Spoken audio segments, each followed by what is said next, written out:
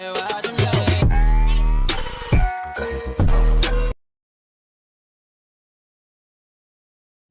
जंगल में कालू कौवा अपनी पत्नी मुन्नी कबूतरी के साथ रहा करता था।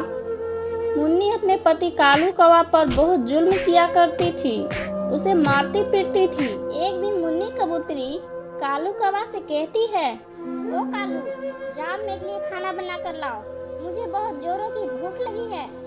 मुन्नी, मैं तुम्हारा पति हूँ, कुछ तो इज्जत करो मेरी। मैंने बोला ना, जाओ खाना बना कर लेकर आओ। कालू कौवा डर जाता है और खाना बनाने लगता है। अरे कहाँ मर गए, आज खाना बनेगा या नहीं? कालू कौवा खाना लेकर आता है। मुन्नी खाना खाती है। छी, ये कैसा खाना बनाया है तुमने? इसमें नमक नहीं, जहर है। मुझे मार डालना चाहते हो तुम? नहीं नहीं मुन्नी, तुम ये क्या कह रही हो? तुम मेरी पत्नी हो, तुम्हें कैसे मार सकता हूँ मैं? गलती से ज्यादा नमक चला गया होगा, प्लीज मुझे माफ कर दो, आगे से मैं ध्यान रखूंगा। नहीं, आज तुम्हें तुम्हारी गलती की सजा मिलकर रहेगी। मुन्नी कालू कौवा को खूब मारती है। मुन्नी प्लीज मुझे माफ कर दो, आगे से मैं पूरा ध्यान रखूंगा, प्लीज मुझे मत मारो। बहुत गिड़गिड़ाने के बाद मुन्नी मारना बंद कर देती है। जंगल के दो पक्षी आपस में बात करते हैं। जुगनू भाई, मैंने सुना है मुन्नी कालू कौवा पर बहुत अत्याचार करती है, उसे मारती पीटती है, उससे घर का सारा काम करवाती है। हाँ टुनटुनी बहन, तुम ठीक कह रही हो।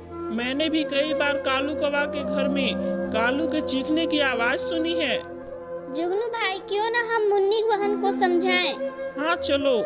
जुगनू और टुनटुनी कालू कौवा के घर जाते हैं। मुन्नी, हमें तुमसे कुछ बात करनी है।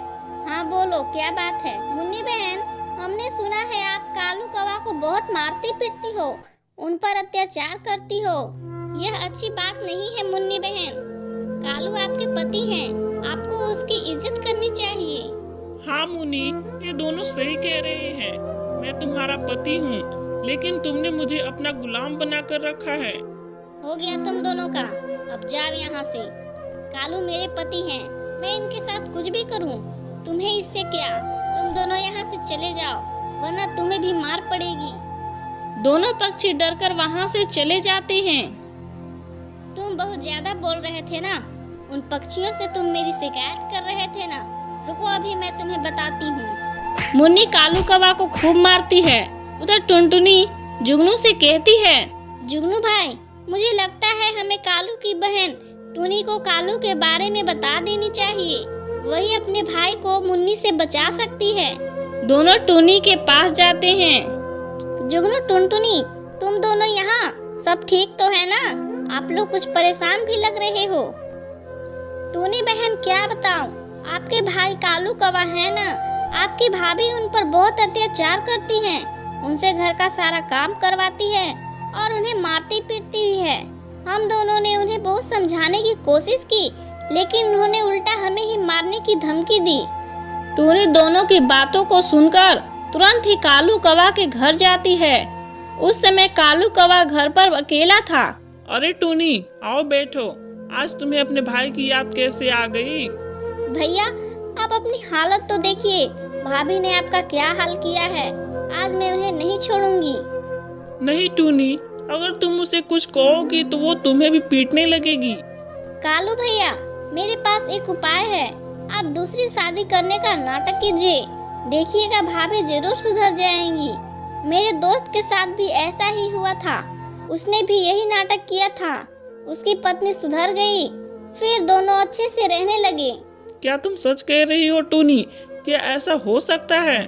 हाँ कालू भैया, आप कोशिश करके तो देखिए, मैं आपके साथ हूँ। जंगल के सारे पक्षी कालू कौवा और टुनी के साथ होते हैं।